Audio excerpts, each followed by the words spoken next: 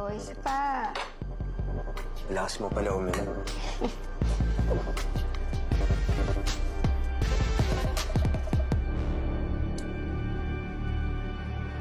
Leslie, matanong ko lang pala. Wala lang, naisip ko kasi never mo sinare sa amin. Bakit napili mo to? Bakit gusto mo maging journalist?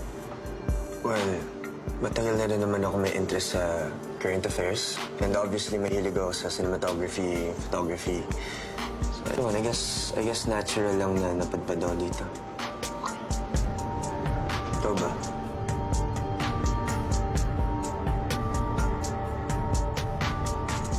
Alam mo naman na siguro, diba? Yung nangyari sa kambal ko.